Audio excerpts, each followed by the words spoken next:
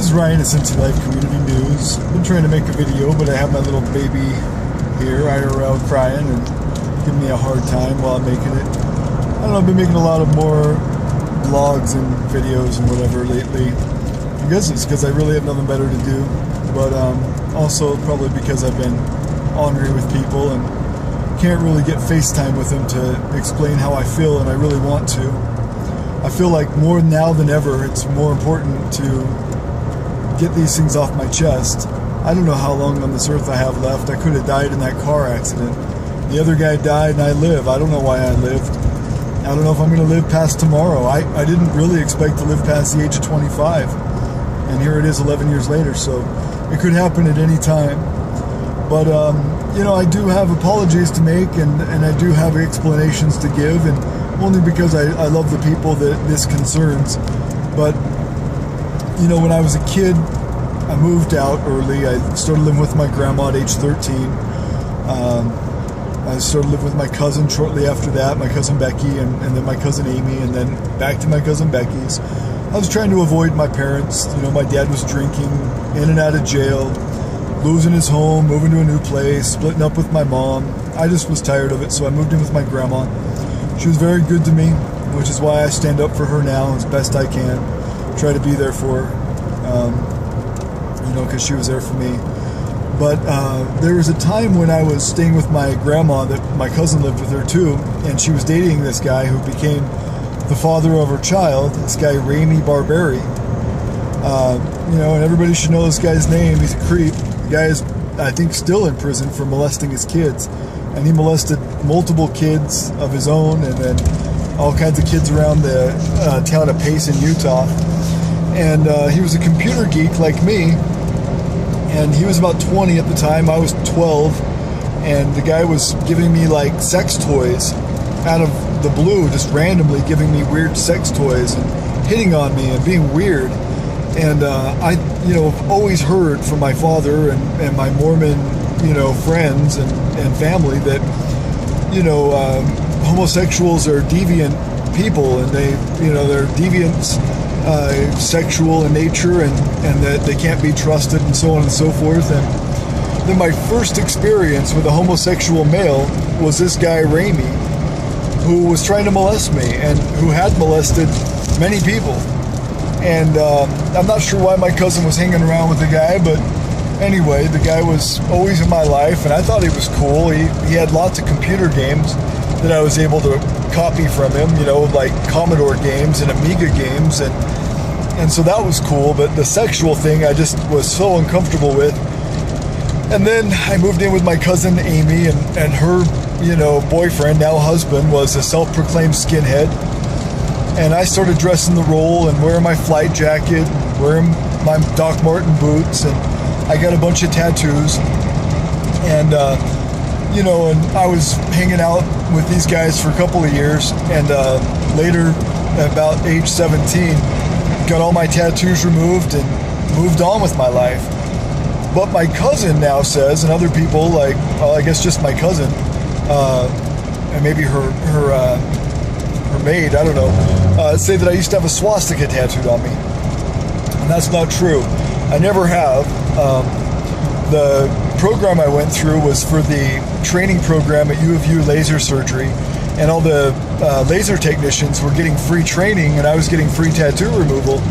And I believe I can still get the pictures of the before and after my tattoos were removed, but it's important to me. I mean, it was so important to me, you know, to be unassociated with racist people, that age 17, I got this. I'll show you my tattoo, that it says spear. I don't know if you can see the whole thing because of the way my little boot is on, but it says spear, and it means skins and punks everywhere against racism. I mean, I took a pretty bold stand, and I've always felt that way, you know, from the age of 16, 17 onwards, that racism is wrong and I need to stand up against it. So when people accuse me of having a swastika tattooed on my body, it really hurts my feelings, and it's untrue, and you know, I never want to be associated with some crap like that. You know, I'm proud of my heritage. I was raised Mormon. We've done genealogy ever since I was a kid. And so I am proud of my culture, but I don't hate anybody because of it. You know, when I was a kid, I used to tell, you know, racial jokes in bad taste. And, you know, I'll admit to that. Eddie Murphy was one of my favorite stand-up comedians. And basically, I was just regurgitating his jokes. I loved him. I thought he was a freaking nut. And I loved all of his jokes. And I used to recite them all the time. And because I'm white and he's black, I can't get away with it, but he can. And I always thought that was kind of discriminatory. That, you know, people can talk about racism, racist things. You know, black people can say racist things towards white people or racist jokes and things like that. It was the same thing that Michael Richards, you know, from Seinfeld, the guy they call Kramer, he did a stand-up comedy act, and he started saying the N-word a lot. And he was doing it for effect. He was doing it for reaction purposes because he was talking about the double standard, that black people can say things about white people, about honkies, about crackers, about whatever, about, you know, racial things concerning white people. But when a white person does that to a black person, it's all of a sudden racist. You know, and I love that guy. You know, what he did was ingenious. It is a double standard in this country to, you know, say something racial. You know, if you're a white person, you can't do it. If you're any other color, it's fine. And so that was irritating to me. But I don't believe, you know, in racism. I mean, I might get racial sometimes, and then I talk about race. But I don't hate anybody for their race, and I never have. You know, that's not something that I want to be. And I don't want my kids to be that way. And I don't think it's a good thing for society. I think it divides us and seriously conquers the people from the inside out. And I don't like it. And I don't stand for it. And I absolutely reject it. And that's why I got my tattoo, Spear, which, you know, like I say, is skins and punks everywhere against racism. And I've had that for 19 years now. Gosh, yeah, it's been 19 years since I've had that tattoo on me. Since I was 17, I'm 36 now. So, you know, you can see how old and faded it is. It's something that has been there for a while. But you know, I have to make these stands. And no, I don't hate gay people. You know, I met that guy, Ramey, when I was a kid. And I hated him, and I hated gay people at that time because of him. I thought that's what they were like. But every gay person that I've met since then, I haven't hated. I haven't had any problem with. There was one guy named Mama Chris, who we lived with up in Seattle. We had a squat, and there was 4 or 5 kids that were gay that stayed at the squat. 4 of the 5 of these kids were my friends. One of them was a creep, and I couldn't stand him. But you know, it was just a personality thing, not a identity thing or a persuasion thing, you know. And I just want to make sure my cousin and people that I know who are gay or of other ethnicities realize that it is not a problem for me for them to be different. I love diversity, and I believe it strengthens the human race to have diversity. Our country, our world in general, we need that diversity, you know, to keep ourselves strong, to prove ourselves against each other, to, you know, learn things from one another, and to, you know, have a rainbow of ideas and of opinions and of culture. And I believe that strengthens us, and I never want to lose that in this country. But when people accuse me of things that aren't true, I have to correct them. I don't know why. You know, yeah, maybe I'm being a little defensive, but only because I don't want to hurt people. I don't want people to hurt because of the way I feel about a political subject or a social subject. You know, I feel very strongly, and I'm very outspoken about these things, but I'm not hateful. I hate when people say that about me, that I'm hateful towards others, you know, and it doesn't happen except for maybe from people in my way distant past who may have some issue with me, or some jealousy issue, or some competition issue, or some hurt in their past that I have wronged them. And I understand that maybe that's still dwelling in their heart, but I want people to know that's not who I am. I'm a proud white man, but I'm not a hateful white man, you know. And my wife here, she's a Cherokee Indian.